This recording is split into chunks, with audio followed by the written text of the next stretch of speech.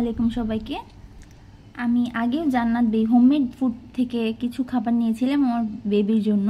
এবার আবার কিছু খাবার নিয়েছি, তো ভাবলাম আপনাদের সবার সাথে শেয়ার করা যাক যে এবার আমি কি কি খাবার নিয়েছি। আগেরবার যেগুলো নিয়েছিলাম সেগুলো খুবই ভালো ছিল, ওদের খাবারের মানগুলো খুব ভালো, তাই আমি আবার ওখান থেকেই পারচেস করলাম। এবারও আগের মতো খাবারে অর্ডার করেছি, যেমন রাজমা খিচুড়িটা এর আগেরবার আমি নিয়েছিলাম, এটা আমার বেবি পছন্দ করে খেয়েছে, তাই আবারও এটা নেওয়া। এটা হচ্ছে রাজমা খিচুড়ি। অ্যান্ড আরেকটা যেটা ছিল ওটমিল মাখনা গ্রিন, এটা খুবই ভালো একটা খাবার।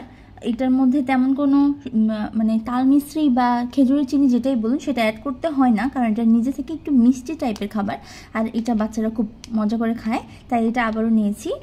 অ্যান্ড নেক্সট যে খাবারটা নিয়েছি সেটা হচ্ছে নতুন একটা খাবার, এটা হচ্ছে রাগি পরিস। এটা আমি খাওয়াই নাই, তো এটা আমার এবারই প্রথম। দেখা যাক এটা খেয়ে আমার বেবি কি রিভিউ দেয়। ও তো খাবে, ওই জানে ওর কাছে কেমন লাগবে।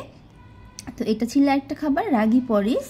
অ্যান্ড তারপরে আরেকটা নিয়েছি, ওর যেহেতু এখন বাহিরের খাবার খেতে পারে, ও কিছুটা চিং করেও খেতে পারে, চাবাতে পারে, যার কারণে এই বিটরুট নুডলসটা নেওয়া। নুডলসটা ও পছন্দ করে খায়, তাই ভাবলাম বিটরুট নুডলসটা নিয়ে নিই। এটা নর্মাল নুডলসের মতোই রান্না করা যায়। এটাতে আপনারা চাইলে ডিম অ্যান্ড চিজ, ভেজিটেবলস এগুলো অ্যাড করতে পারেন।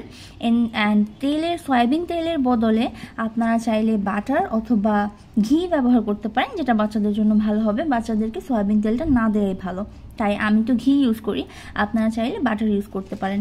এটা হচ্ছে বিটরুট নুডলসটা, দেখতে পাচ্ছেন এটা একটা বক্সে দিয়েছে যাতে ভেঙে না যায়। এটা প্যাকেজিংটাও খুব ভালো ছিল। দেখা যাক, এটা রান্না করে আপনাদেরকে আবার রিভিউ দিব ইনশাল্লাহ। আর লাস্ট ওয়ান যেটা নিয়েছি সেটা হচ্ছে চিজ, আলমারাই চিজ।